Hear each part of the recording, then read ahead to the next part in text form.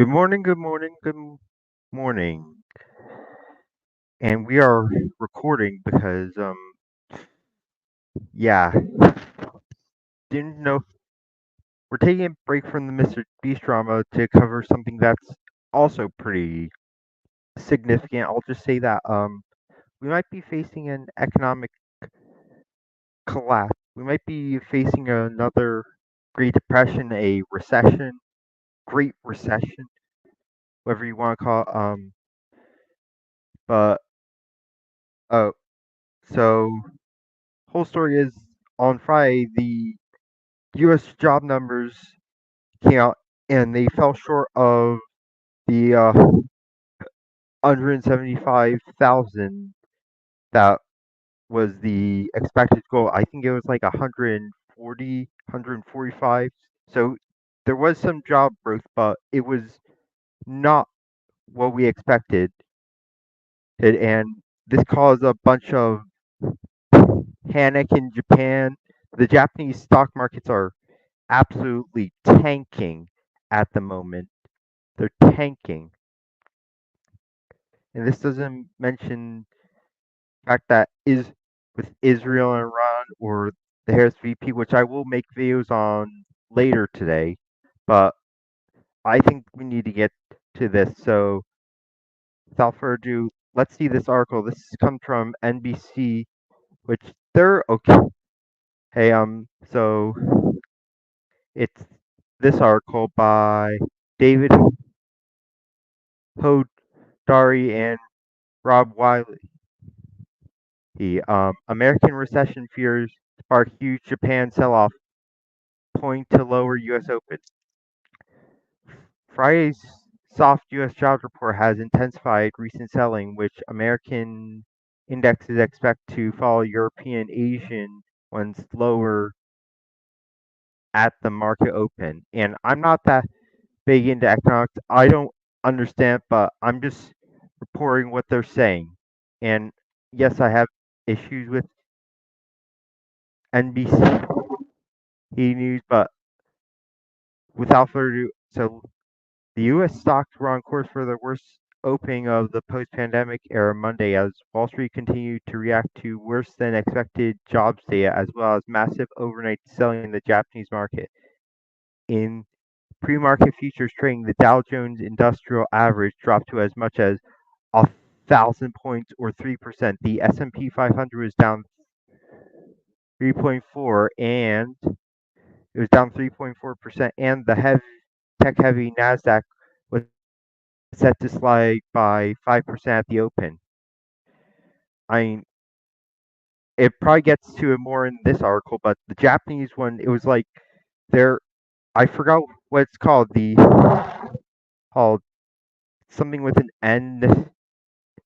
You could correct me. It went down like 4,000 points. I was actually talking about this with my dad this morning. And it goes on to say that's mild compared to the pounding Japanese stocks received over.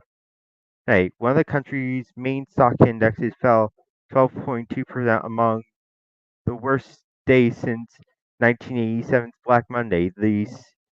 And the sudden and unexpected global stock market crash that raised fears of a depression. While the growl in Japan was driven in part by the U.S. jobs data, traders added fuel by winding down so-called carry trades that had seen them borrowing at previously lower interest rates offered for yen to buy assets more cheaply. Right? But a rise in the value of the Japanese yen against the US dollar, making Japanese assets more expensive for holders of other currencies, has suddenly made the carry trade less profitable.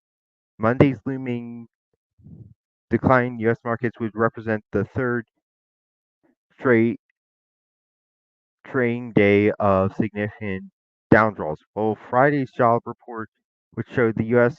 unemployment rate expectedly climbed to 3.4, caught Wall Street off guard. It also reacted to a weaker outlook from Amazon, as well as the growing belief that that much of the recent run-up in tech stock, which pushed the Nasdaq to a record high just a month ago, has been overdone. Yeah, it's been.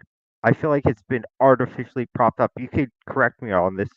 I'm sure there's probably people who are more knowledgeable on this in the comments. And again, my parents are also pretty knowledgeable. They worked in I guess the financial department. I'm not going to get into what their jobs were and currently are. My mom no longer works in the financial sector. I'm, but the idea that was formed in response to recent signals from major tech companies that the payout for artificial intelligence investments was still a long way off. Among the companies seeing major declines in their share prices early morning, Navi, Nvidia, which has been at the center of the tech stock run-up thanks to its unique graphics card computer chip, was set to open Monday 14% lower. Apple minus 9% in Monday's futures trading. Over the weekend, Warren Buffett's Berkshire Hathaway Group revealed it had sold nearly half its stakes in the tech giant. Amazon minus 8% and Microsoft minus 5% in Monday trading. Cryptocurrencies, and if you're in crypto, sorry, I was thinking about investing in crypto. I'm glad I didn't because crypto's not that stable. I'm sorry. I know people are going to probably get mad at me if they come across this. Be like, oh, I've invested in crypto. I made so much money. Remember back in early 2022, Kazakhstan, there was a whole thing and it had affected the value of crypto. Oh, it or something like that. I'd have to refresh, and someone definitely in the comments could refresh. Someone, I mean, if you're on this video and you're knowledgeable, please type in the comments where I'm wrong and what I can do better so I can correct myself in a follow-up, which I probably will do because this is a developing situation. So Bitcoin fell nearly 14% to about 50,000, its lowest level since this spring. Well, and Theor from I if that's how you pronounce that, I'm sorry if I didn't. Dropped 17% to about 2,200, effectively erasing its gains for the year. The U.S. is the locomotive of the global economic train, and its increasing concern about a slowdown or possible recession has markets around the world in turmoil. Sounds familiar, any historians? 1929? I feel like we're seeing a bit of 1929 with 2008, given that there's a presidential election. This is like if the Great Depression had occurred in 19, if the stock market had crashed in 1932 as opposed to 1929. And I mean, I've seen some polls that are saying Harris is neck and neck and Lee.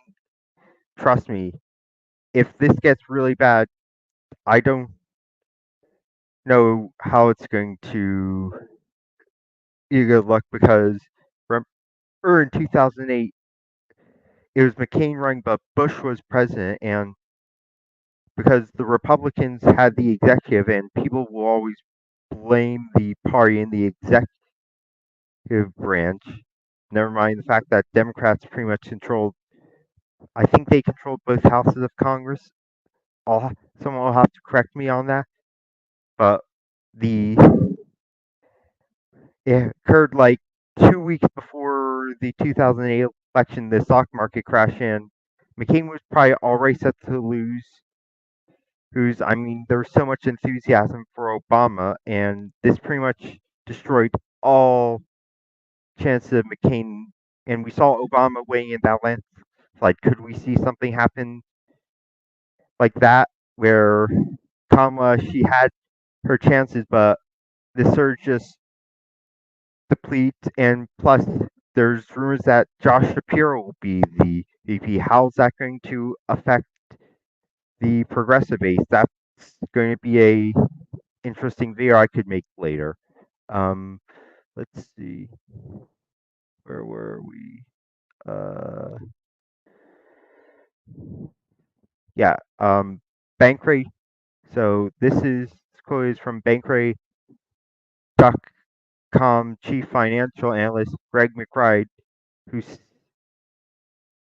said in a No Money. And then it also says, while Friday's employment report was disappointing, it wasn't the only worrisome economic indicator or only the latest. I thought they were going to try and say, well, there's positives to this. Doesn't look like it by that wording. Couple economic concern with the cata. I cannot spell this. Cacophony. Or, I don't know. This is what happens when you watch Cobra Cast as for over a year. You start to become I'm an Alabama and named Jeremy Griggs. Um, let's see, where was I? Earning disappointments and weak corporate outlooks, global unrest, and currency gyrations, and you have the recipe for sudden volatility. Overriding it all now are the concerns the Federal Reserve has been too cautious over cutting interest rates. That is something me and my dad discussed this morning, and most likely, if there's going to be some sort of change, it'll be at the next Federal Reserve meeting, which is going to be in September, sometime I think around the 10th. I don't know. Correct me. I'm saying that a lot, but there's just so much. This is so crazy. Oh, right. The fence. Doing so makes money easier to borrow and move more freely, and will now need to catch up with other global central banks, which have moved first. Right. In a review on CNBC on Monday, Jeremy Siegel, professor of finance at University of Pennsylvania's Wharton School of Business, told Squawk Box that last weekend's unemployment figure blew through the central bank's target unemployment rate of 4.2%. Meanwhile, inflation has largely been tamed, he said. I don't know about that. How much have we moved the Fed fund rate? Zero, said Siegel, now chief economist at Wisdom Tree Investment Financial Group. That makes absolutely no sense whatsoever. And you know, he probably knows more than me. He's an economist. I have no idea about. I'm not an economist, so he probably has a better idea than I do. Siegel even praised the prospect of an emergency rate cut, something the Fed has only done during global crises like the COVID pandemic. Through other commentators, though other commentators dismiss that is unlikely. Um, the hell with these ads? Uh, the upshot is that investors are increasingly putting their money into U.S. Treasury bonds, deemed haven assets that act as stores of wealth in volatile moments. The yield on the 10-year note hit 3.683, its lowest level since June 2023. Well, that's a signal that the recession fears are increasing. It could also bring relief to the housing market since mortgage rates track the 10-year yield. So, not sure what to make, but clearly we're going to have to see how this plays out. But what do you guys think? And leave a like, share, comment, subscribe, hit that bell for notifications, and I will talk to you later. Bye now.